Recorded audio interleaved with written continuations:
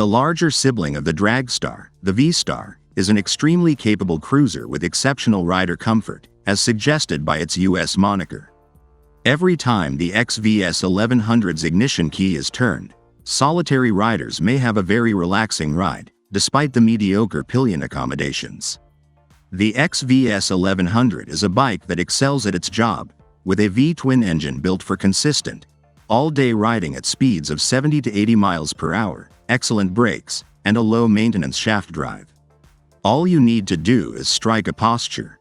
Since all that chrome needs to be polished, most cruisers don't ride in the rain very often, but the Dragstar manages strong downpours with ease. And the Yamaha is a champion when the rain stops and the winding alpine roads become dry. It rockets down the straightaways between hairpin bends and then spins off with a fervor reminiscent of the vintage bike racing movie on any Sunday rather than Easy Rider.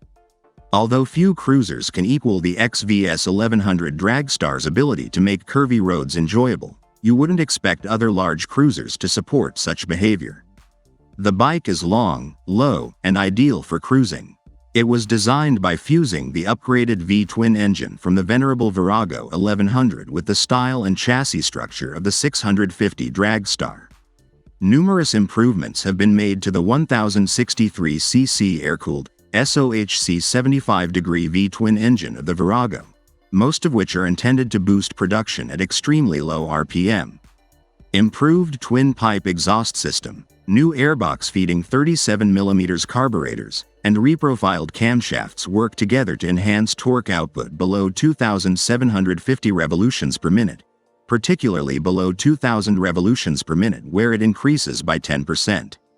Little changes above 3,000 revolutions per minute, and the power curve steepens until it reaches its maximum of 62 horsepower at 5,750 revolutions per minute.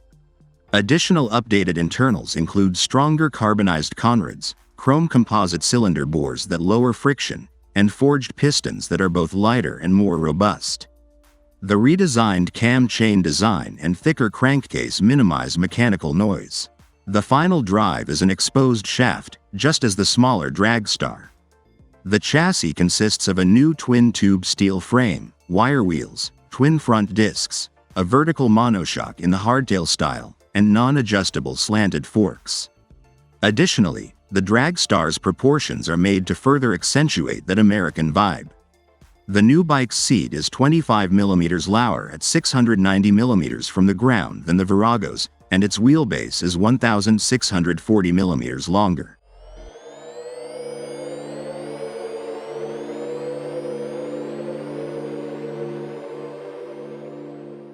The Yam is quite simple to ride thanks in part to the engine's massive low-end torque, which is instantly apparent. The bike has a nice V-twin feel when you open the throttle almost all the way up. Up to around 75 miles per hour is displayed on the large white-faced speedometer. Acceleration is reasonable. Short shifts are recommended via the 5-speed gearbox because of the wide power distribution. This is partly because to a new shift mechanism. The gearbox operates quite smoothly. In addition, the bike's overall gearing is somewhat taller than that of the Virago, and it rides smoothly and pleasantly at an indicated 75 miles per hour with no vibration. Over that speed, the wind-blown riding position becomes even more uncomfortable due to the more noticeable bumps through the seat and foot pegs. I doubt many owners would care that the Dragstar can reach speeds of up to 110 miles per hour, but it can rumble loudly enough to exceed a ton if you ride it for a long enough period of time.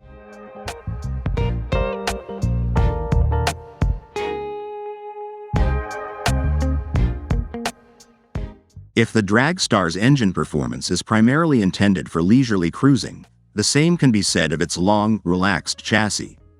Fortunately, the Dragstar nevertheless functions admirably when ridden more aggressively. Although it weighs 261 kilograms, the majority of its weight is carried low, and its chassis places it in a handling class above many large cruisers.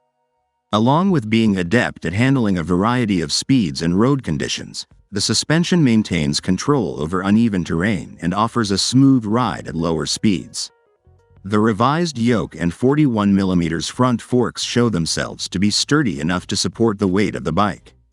Additionally, The rear suspension is well damped and provides greater wheel travel than the Virago. Importantly, even under intense use in a sequence of hairpin downhill corners, the 298mm front disc brake configuration with twin-pot calipers and a single rear disc remained robust and fade-resistant. The robust Dunlop tires, which performed well in dry conditions but became extremely slick in wet conditions, particularly on white courses, were the one aspect of the chassis that wasn't always convincing.